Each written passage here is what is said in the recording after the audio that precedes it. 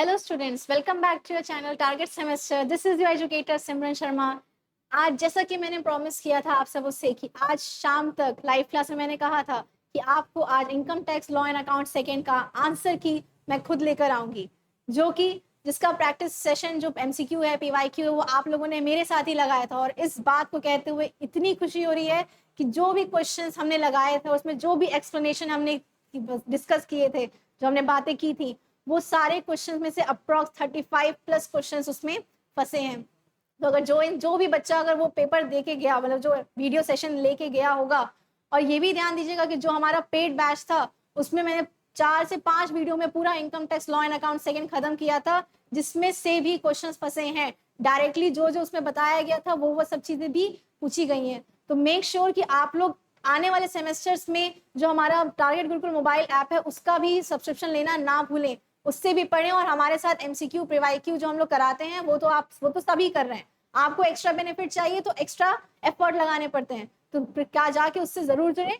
आज मैं आपकी एजुकेटर सिमरन लेकर आई हूँ आंसर की of the subject income tax law and account second. ठीक है, इसमें आप लोग खुद देखेंगे, इस सब्जेक्ट में इसमें आप लोग खुद देखेंगे कि कितने सारे क्वेश्चंस जो हैं जो पीवाईक्यू से हमने कराए थे और वो सारे क्वेश्चंस यहाँ पूछे थे। ठीक है, सबके सारे क्वेश्चंस का मैं आपको यहाँ पर आंसर बताऊंगी। चलिए, सबसे पहला क्वेश्चन जो था वो था rectification of mistake is done under section. Mistake का रेक्टिफिकेशन हम किस सेक्शन में करते हैं? तो इसका आंसर क्या था, सबको पता चला था कि नहीं?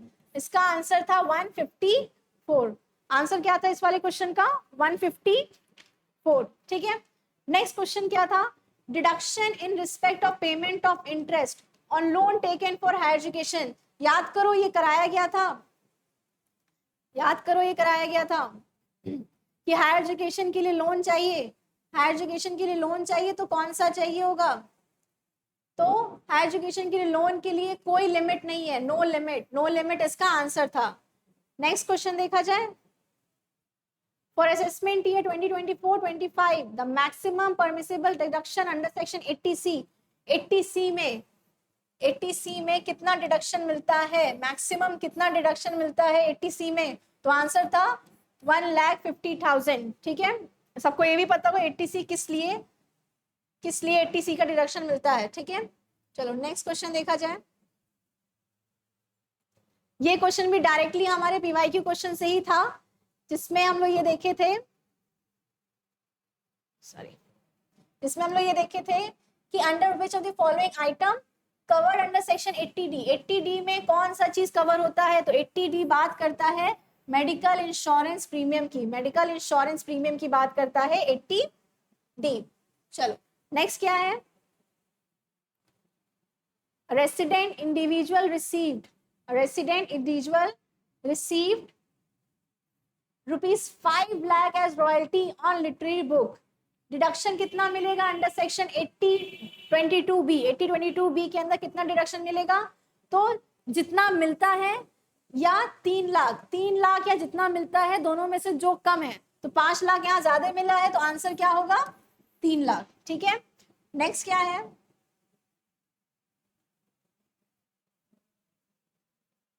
ज्यादा आगे बढ़िए क्या? हाँ, चलो नेक्स्ट क्या है? Deduction under 80C। 80C में कितना डिडक्शन मिलता है, किसको नहीं मिलता है? 80C में किसको डिडक्शन नहीं मिलता है? ये क्वेश्चन तो एज इट इज था, एज इट इज ये क्वेश्चन हम लोग पीवाईक्यू में किए तो एज इट इज ये पूछा गया कि 80C में किसको नहीं मिलता है? तो कंपनी को डिडक्शन नहीं मिलता है। नेक्स्ट देखा जाए। चलो नेक्स्ट क्या है?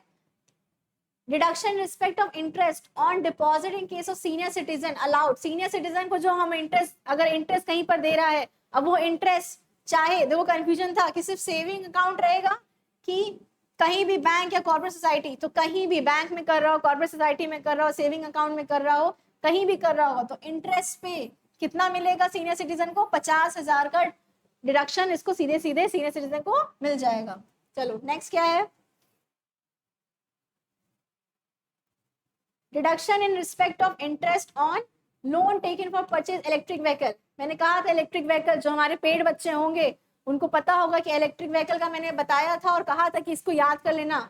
सेक्शन कौन सा था? 80EE B, 80EE B. चलो नेक्स्ट क्वेश्चन क्या है? Section 80P, section 80P of income tax act deals, किससे डील करता है 80P? तो 80P मैंने उस क्वेश्चन में जैसे हम बताया थे ना कि पूछा था कि HUF किस में नहीं आता है, तो 80P में HUF नहीं आता था, और ये साथ में बता दिया था कि 80P किसके लिए होता है? Deduction from income of corporate society, इसके लिए होता है deduction from income of corporate society. तो आंसर क्या हुआ इसका? बी। नेक्स्ट देखा जाए सेक्शन 80G, 80G जल्दी बता दीजिए आप लोग किससे होता है? सबको पता था, इसका आंसर सबको ही लगाया होगा। 80G मिलता है डिडक्शन फ्रॉम डोनेशन, डोनेशन में डिडक्शन जो मिलता है वो 80G पे मिलता है। नेक्स्ट क्वेश्चन क्या है? Which section of income tax act deals with deduction from income from contribution to pension fund? Pension की बात कर रहा है, पेंशन फंड में की बात कर रहा है, तो 80CCC बात करता है पेंशन फंड की, उसमें डिडक्शन किसको मिलता है? पेंशन फंड वालों को मिलता है। नेक्स्ट क्या है? Deduction from income of disable person, disable person की बात कर रहा है, disable person whose resident individual is cover under section, किस सेक्शन में डिसेबल की बात की गई है? डिसेबल की बात की गई है 80U में। आंसर इसका क्या सही होगा? 80U। नेक्स्ट क्या है?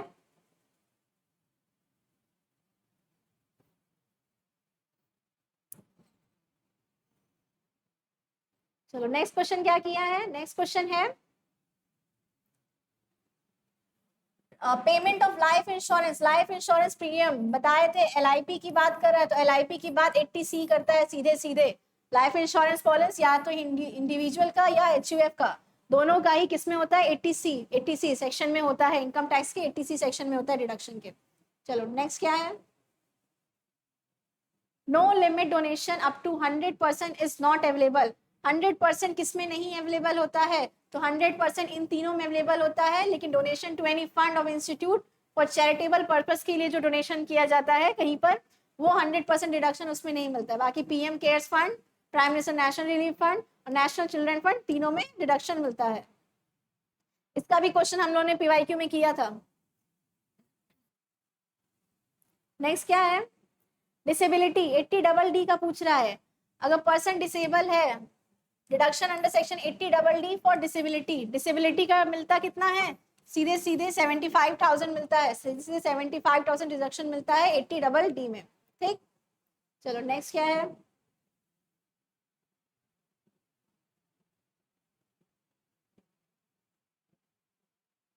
Income tax on long term capital gain. अब देखो बहुत इंपॉर्टेंट क्वेश्चन था, इसके बारे में हम बताए भी थे, ठीक है, PYQ वाले सेशन में हम बताए भी थे, और हमारा जो सेमेस्टर ऐप पे चलता है उस पे भी ये बताया गया था कि income from long term gain individual को नॉन इंडेक्सिंग लिखा है, नॉन इंडेक्सिंग में कितना मिलता है? तो नॉन इंडेक्सिंग में 10% कॉस्ट ऑफ एक्विजिशन लगता है, वहीं इंडेक्सिंग की बात करेगा तो अब कितना हो गया है? 12.5 हो गया है, लेकिन पहले कितना था? 20%। चलो नेक्स्ट देखा जाए,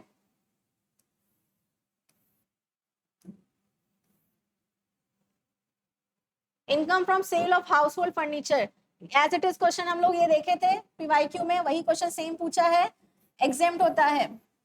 हाउस होल्ड फर्नीचर पे अगर कोई सेल हो रहा है, उसका अगर कोई इनकम है तो उसका उस पर कोई टैक्स नहीं लगता है, तो एग्जेम्प्टेड इनकम होता है, ये हम लोग पढ़े थे, ठीक है। नेक्स्ट क्या है?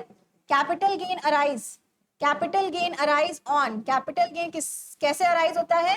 ये भी क्वेश्चन रिपीटेड है, transfer of capital asset, asset के ट्रांसफर, कैपिटल एसेट के ट्रांसफर होने पे ही कैपिटल गेन अराइज किया जाता है। चलो नेक्स्ट क्या है?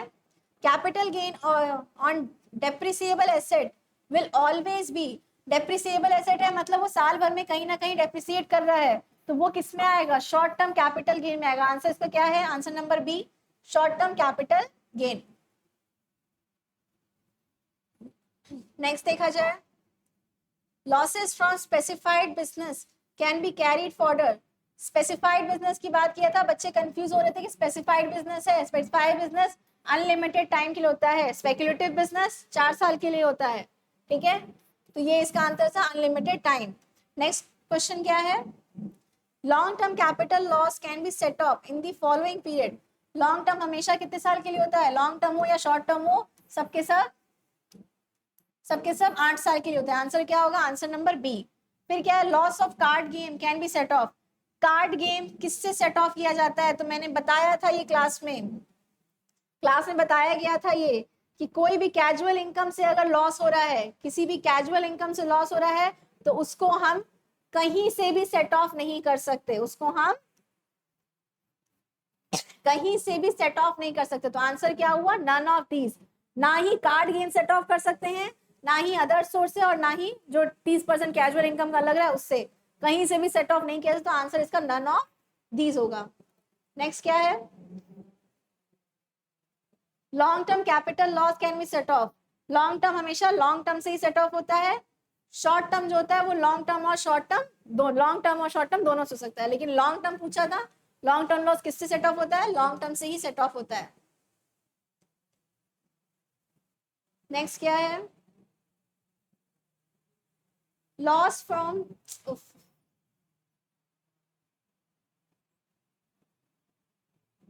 Loss from speculative business. अब देखो स्पेकुलेटिव बिजनेस का पूछा है, तो स्पेकुलेटिव बिजनेस का मैंने बताया था, स्पेकुलेटिव बिजनेस का इनकम लॉस जो है वो इनकम फ्रॉम स्पेकुलेटिव बिजनेस से ही हम उसको ठीक कर सकते हैं। ठीक। नेक्स्ट क्या है? Sections related to clubbing of income under the income tax act 1961। Clubbing of income ये भी प्रीवियस ईयर क्वेश्चन से ही पूछा गया है। क्लबिंग ऑफ इनकम सेक्शन 60 64, वहां पर सेक्शन ऑप्शन नंबर बी था, याद करना। Clubbing of income option number B था, ये चीज यहाँ लिखा था। इसमें ऑप्शन नंबर ए है। तो क्लबिंग ऑफ इनकम किसमें होता है? सेक्शन 60 से 64 में होता है। चलो क्या है next? The income of minor is not club in the income of parents of the following limit. कितनी लिमिट होती है? कितने अमाउंट के बाद हम क्लब करेंगे और कितने अमाउंट तक माइनर का इनकम क्लब नहीं करेंगे, इसकी बात कर रहा है। तो साल भर की बात होती है इसमें, याद रखना। आंसर क्या लगाए हो देखना, लेकिन इसमें 1500 पर चाइल्ड पर ईयर की बात होती है, ना कि पर मंथ। ठीक है। चलो नेक्स्ट क्वेश्चन क्या है? Income of physically handicapped. Physically handicapped अगर है माइनर, जो बच्चे हमें ऐप पे पढ़े होंगे उनको पता होगा इसका आंसर, आराम से पता होगा कि अगर फिजिकल हैंडीकैप्ड है, अगर माइनर चाइल्ड फिजिकल हैंडीकैप्ड है, या टैलेंट से कमा रहा है, या अपने मैनुअल काम करके हाथ से या किसी अपने मेहनत से कमा रहा है, तो उसका इनकम ऐड नहीं होता है। उसका इनकम ऐड नहीं होता, ना ही मम्मी में, ना ही पापा में, किसी में भी ऐड नहीं होता है। ठीक। चलो नेक्स्ट क्या है? Income club in case of transfer of asset is revocable. ये भी बताया गया था कि रिवोकेबल कब होगा। रिवोकेबल वाले में किसके ऊपर इनकम टैक्स लगता है? जो ट्रांसफरर होता है उसके पे ही इनकम टैक्स लगता है। चलो नेक्स्ट क्या है? Income of minor child is included in the total income of the following. अब यहाँ पर कोई डिसेबिलिटी की बात नहीं की गई है, कोई भी मैनुअल वर्क की बात नहीं की है, कोई भी टैलेंट की बात नहीं की गई है। तो ऑब्वियसली बात है, जब ऐसी कोई बात नहीं है तो कोई भी इनकम कमा रहा है, तो मम्मी या पापा, पेरेंट्स में से किसी भी पेरेंट के जिसका भी इनकम ज्यादा है, ग्रेटर है, उसके इनकम में वो चीज ऐड हो जाता है। तो आंसर इसका क्या हो गया? 29 का डी। चलो नेक्स्ट क्वेश्चन क्या है? Less tax non government security as gross up. Gross up करते हैं less tax non government security को, जितना इंटरेस्ट मिला रहता है, जितना इंटरेस्ट मिला रहता है उतने को ही उसमें ऐड कर दिया जाता है। ग्रॉस अप का मतलब ऐड किया जाता है। ठीक। नेक्स्ट क्या है? Salary of member of parliament will be taxable under the head. ये भी बताया गया था कि आराम से सबको बता देना चाहिए था, ये सब आंसर सबको ही लगाया होगा। ठीक है। इनकम फ्रॉम अदर सोर्स में होता है, कोई भी पार्लियामेंट एमपी एमएलए है तो उसका जो इनका सैलरी होता है वो अदर सोर्स में जाता है, ना कि सैलरी हेड में। Income from subletting. सबलेटिंग की बात भी हम लोग पढ़े थे, अच्छे से पढ़े थे, एग्जाम्पल के साथ पढ़े थे पीवाईक्यू वाले सेशन में। सबलेटिंग है तो वो इनकम फ्रॉम हाउस प्रॉपर्टी ना होके इनकम फ्रॉम अदर सोर्स में जाता है। ठीक है। नेक्स्ट क्या है? Pension is taxable. पेंशन किस में टैक्सेबल होता है? तो पेंशन सैलरी में होता है। ये भी as it is question repeated है, जैसा कैसा क्वेश्चन है यहाँ पर वैसे ही क्वेश्चन पूछा गया था पिछली बार भी और इस बार भी। चलो नेक्स्ट क्या है? Which of the following is not chargeable to tax under the head income from other source? Income from other source में कौन सा नहीं होता है? ये भी प्रीवियस ईयर पेपर से आया है। क्रॉसवर्ड होता है, क्रॉसवर्ड होता है, इंटरेस्ट ऑन बैंक होता है, कॉर्पोरेट सोसाइटी से डिविडेंड जो मिल रहा है वो भी होता है, तो क्या नहीं होता है? Profit from sale of goodwill of business. Profit from sale of goodwill of business इसका सही आंसर हुआ। ठीक,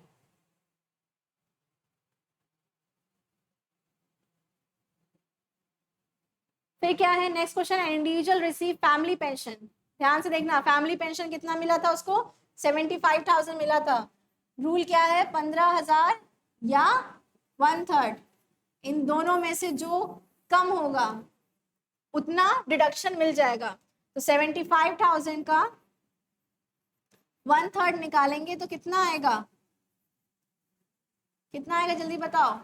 25,000 आएगा। तो 25,000 ज्यादा है कि ये ज्यादा है? कम कौन सा है? 15,000। तो डिडक्शन कितना मिलेगा? 15,000। चलो नेक्स्ट आगे बढ़े। Which of the following does not come under the category of capital transfer. Capital transfer में कौन सा नहीं आता है? तो ये दोनों ही नहीं आते हैं, ये दोनों ही नहीं आते हैं, बोथ ए एंड बी। ठीक, चलो नेक्स्ट क्या है? इन case of unlisted share long capital gain will arise. अब देखो ये भी मैंने कहा था, सबको ही कह रहा था 24 मंथ्स होता है, 12 मंथ्स होता है, 36 मंथ्स होता है। 36 जनरल टर्म होता है, ठीक है, 36 जनरली होता है। लेकिन यहाँ क्या अनलिस्टेड शेयर की बात की गई थी? Unlisted share more than 24 months होगा तभी लॉन्ग टर्म होगा, लेस देन 24 मंथ्स होगा तो शॉर्ट टर्म हो जाएगा। क्लियर है? और वहीं अनलिस्टेड की लिस्टेड लिखा होता तो more than 12 months long term और less than 12 months short term. चलो नेक्स्ट क्या है? अब ये देखो सबसे अच्छा क्वेश्चन, बेहतरीन क्वेश्चन था, ठीक है, पिछले साल पूछा था पिछले साल उसने पूछा था 2000 आई थिंक 22-23 का पूछा था। ठीक, 22-23 का उसमें पूछा था। ठीक, पिछले पीवाईक्यू में पूछा था। ठीक, हमने आपको 23-24 और 24-25 इन दोनों का बता दिया था। ठीक है, तो ये था 23-24 का, ये था 24-25 का। ठीक है, और ये होता है बेस ईयर 2001 या 2 वाला, 1-2 वाला जो बेस ईयर है उसका 100 होता है। जिसको नहीं भी पता है कि 12-13 का क्या होता है उसको भी पता चल गया क्या होगा पीवाईक्यू सेशन देखने के बाद कि यहाँ पर 200 ही होगा, एकदम एक्यूरेट पता चल गया होगा कि ये दोनों बताया गया था, इनका ये होता है, ये बेस ईयर। तो आंसर क्या बचा? 200। तो इसका सही आंसर क्या है? 200। चलो आंसर क्या है? 200। चलो नेक्स्ट आगे बढ़ते हैं। From capital gain being a long term capital gain, an SSC should hold the asset for a period of at least। Long term capital gain करना है, नॉर्मल है, जनरल रूल पूछा था तो मोर देन 36 मंथ सीधे सीधे लगा देंगे। लॉन्ग टर्म क्या मतलब? More than 36 month. Short term का मतलब लेस देन 36 मंथ।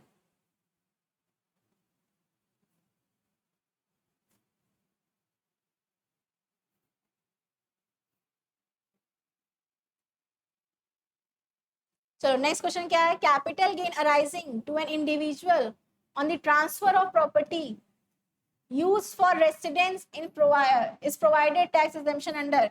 ये भी बहुत अच्छा क्वेश्चन था, सेक्शन 54 पिछली बार ही पूछा भी गया था पीवाईक्यू में, सीधे सीधे ये भी पूछा था। रेसिडेंट के लिए कोई प्रॉपर्टी सेल वो कर रहा है तो उसमें कौन सा एग्जेम्पशन मिलता है? तो section 54। Tax deduction at source is, tax deduction at source क्या है? इसका एक्सप्लेनेशन तो हम लोग किए ही थे, बट फिलहाल आंसर क्या है? Neither treated as receipt nor expense, ना ही वो रिसिप्ट है और ना ही वो एक्सपेंस है। ठीक है, चलो नेक्स्ट क्वेश्चन क्या है? Sum of various head of income is called. Various head of income का सम क्या कहलाता है? तो ग्रॉस टोटल इनकम कहलाता है। Gross total income, gross total income कहलाता है वेरियस हेड्स ऑफ सम। सारे हेड्स, सैलरी को, हाउस प्रॉपर्टी को, पीजीबीपी को, फिर कैपिटल गेन को, फिर others income from other source को, इन सबको ऐड करेंगे। जो वेरियस 5 हेड्स हैं इनको ऐड करने पे क्या निकल के आता है? Gross total income. चलो नेक्स्ट क्या है? विच इनकम इज राउंड ऑफ। बहुत अच्छा क्वेश्चन था। राउंड ऑफ कौन सा इनकम होता है? तो दोनों राउंड ऑफ नहीं होता है, total income he round of होता है। टोटल इनकम जो होता है यही राउंड ऑफ होता है, gross total income round of नहीं होता। ठीक, चलो नेक्स्ट क्वेश्चन देखा जाए।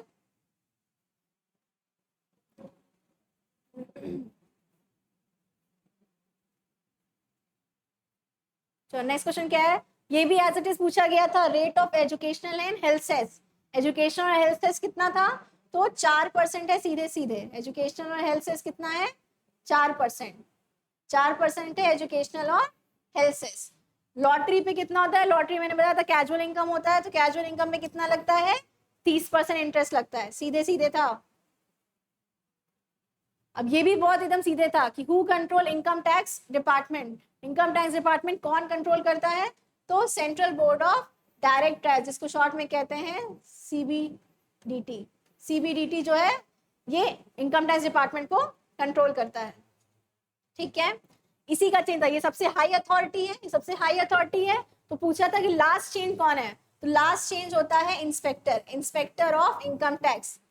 हमारे सेमेस्टर वाले क्लासेस जो चलते हैं ऐप पे, उसमें मैंने ये बताया था, थोड़ा सीक्वेंस बताया गया था कि कौन ऊपर रहता है, उसके नीचे कौन आता है, उसके नीचे कौन आता है, सबसे आखिरी में क्या आता है, इंस्पेक्टर ऑफ इनकम टैक्स। चलो नेक्स्ट क्या है,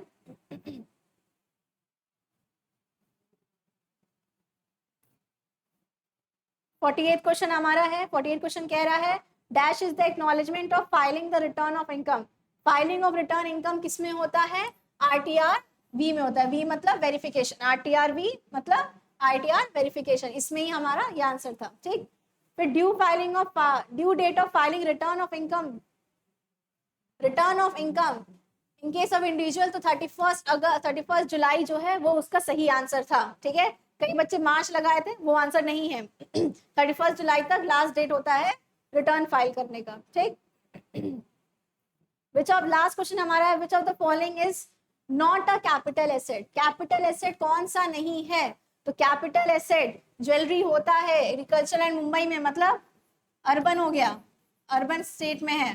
गुडविल ऑफ बिजनेस ये भी रहता है, तो स्टॉक इन ट्रेड आंसर था, stock in trade capital asset नहीं होता, सबसे स्टार्टिंग में यही बताया गया था आपको, ये भी क्वेश्चंस पीवाईक्यू से। तो मैक्सिमम 35 क्वेश्चन से अब पीवाईक्यू से मैच हुआ था।